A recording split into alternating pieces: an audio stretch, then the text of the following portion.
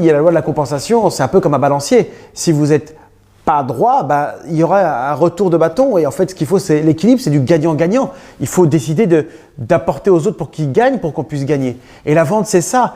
La vente, c'est la vie de tous les jours. Et en fait, on a tous des compétences dans le domaine et je pense que c'est un domaine que je maîtrise et dans lequel j'excelle.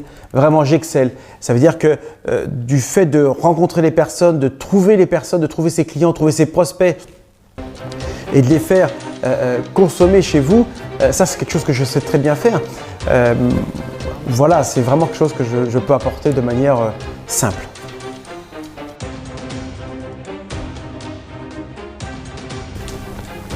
Alors quand on regarde par exemple pour le groupe de travail, quand on regarde par exemple des footballeurs, ils sont toujours en équipe, que ce soit un footballeur ou un boxeur ou même un athlète, quelqu'un qui fait de l'athlétisme. Ils ont forcément des groupes autour d'eux qui travaillent, ils ont des coachs, ils ont des médecins, ils ont des psys, ils ont des personnes qui autour d'eux leur apportent en fait ce qu'ils ont besoin. Alors la victoire elle leur revient, mais en réalité la victoire c'est une victoire de groupe. Et aujourd'hui les travails de groupe, quand on travaille en groupe, eh bien en groupe, en petits groupes, eh bien on apprend beaucoup plus vite, il se crée des liens. Et en fait, on s'entraide et ça permet d'avoir un feedback. Un feedback, c'est un retour sur ce qu'on a fait et une analyse. Et ça, c'est vraiment quelque chose de pertinent. Les groupes de travail, c'est vraiment très, très important.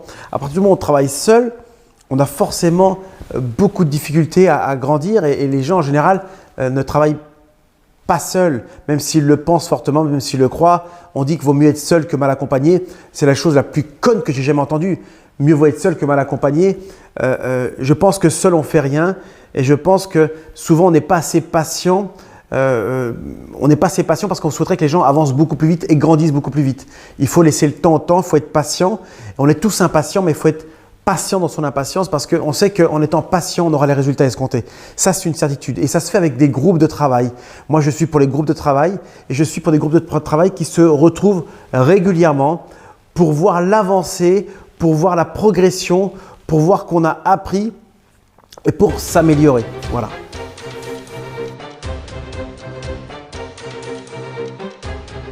Alors oui, Anthony Robbins en parle très bien. Aujourd'hui, l'énergie, c'est le carburant de l'excellence.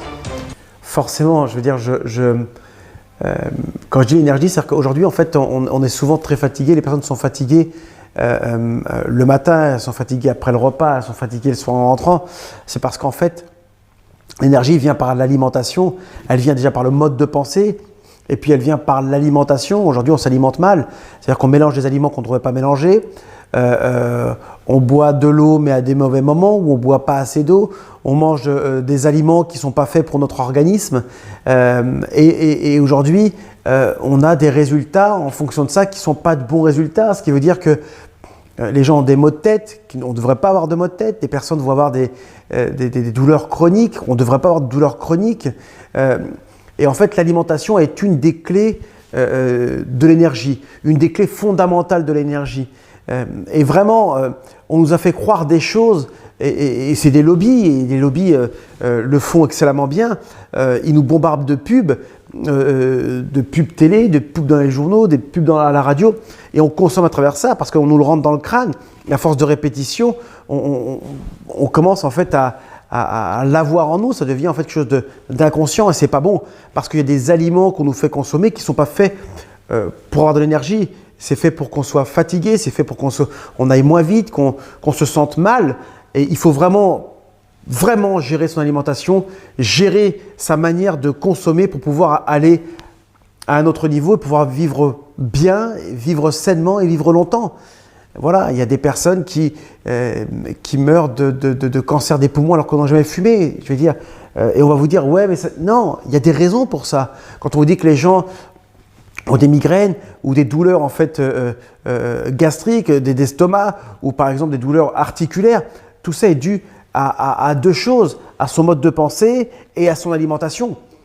Voilà, les émotions sont un facteur, les mauvaises émotions sont un facteur qui détruit en fait le corps et l'alimentation, ça vient charger d'autant plus.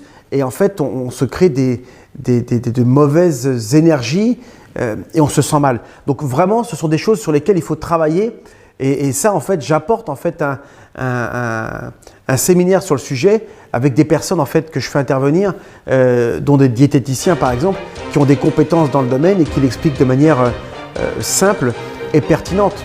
Voilà.